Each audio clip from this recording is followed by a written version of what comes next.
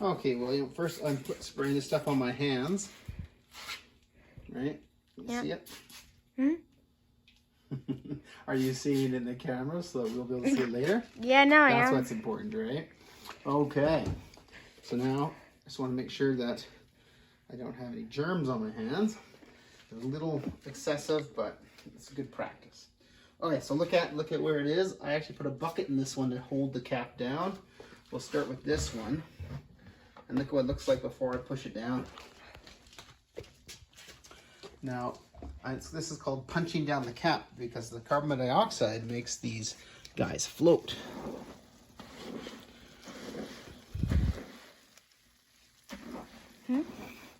That's right. Just make sure you're using the camera as your eye so that everybody else can see it too. I'm just thinking, I can see it right now, so I'm just leaving it in the same spot. Oh, I see. Now, do you see how it's foaming now? Mm-hmm. So that's the carbon dioxide is kind of partially blocked by that cap. I mean, it's still coming out, but it's kind of obstructed, so it kind of builds up below. So you get that foam when I agitate it. It helps release it. Because yeast eat sugar and they poop out carbon dioxide and alcohol. All right, so now let's use this to catch our drips.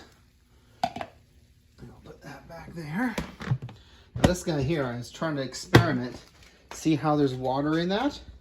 So this was kind of an experiment to say, hey, what happens if I force the cap on all the time? Then it's always soaking in the grapes. So that's called a submerged cap. At least that's what I'm calling it. All right, so you can see it's pretty good, although the edges need a little punch down, so we'll still do that.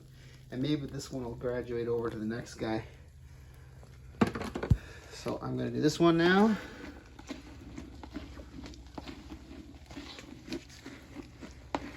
It looks like it was doing something anyways. So that's promising. And I just kind of like to get these guys off the sides just in case they were to catch some kind of bacteria out of the air. I don't know. It should be. I did sanitize those sides before I started, but I think it's just a matter of not being the weak link, I guess. All right. All right, so I'll transfer this over here just for now. And here's the last one. Do you want to come around there? Oh. All right. Now I'll get this guy. So again, look, it looks like it's pretty dry, but if I punch through, look how far down. So there's a lot of skins here. Like there's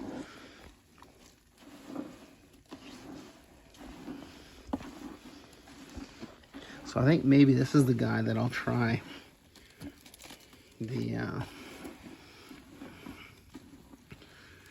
I'll try the bucket on this time and maybe kind of keep these skins more submerged. And then maybe we'll get some more color and stuff out of those skins. They look like blueberries. Yeah, they do, don't they? Now, what's interesting is this stuff was really sugary. Last year we had to add like a pound of sugar in order to get the alcohol content we wanted. This year the sugar was great, but the acid was low. So I had to add like 30 grams of taric acid to each one. But it must not be a perfectly linear thing because I think pretty sure we did our titration right. I'm pretty sure we calculated our acid correctly. But my acid was a couple points too high. So I'm not quite sure what happened. But luckily, I ran out of acid when I was adding it. So the third one didn't get as much as it needed, or as much as we calculated. I guess that's good because we're going to use it to blend down the other two if they happen to finish a bit on the high side. So, lots of variables. Covering these guys up. And gonna just more, not really sanitizing, more just washing that drop of juice off my hand. And then the guy that we put the bucket in, just because sometimes it can make some upward force, I'm going to put this bad boy on top just to provide some weight. Okay, and then this blanket, they say you want to get warmer temperatures for reds. You want 3 days kind of in the 27 to 34 degree range. Or 27 or 31, I'm not sure, but at any rate, it's about 22.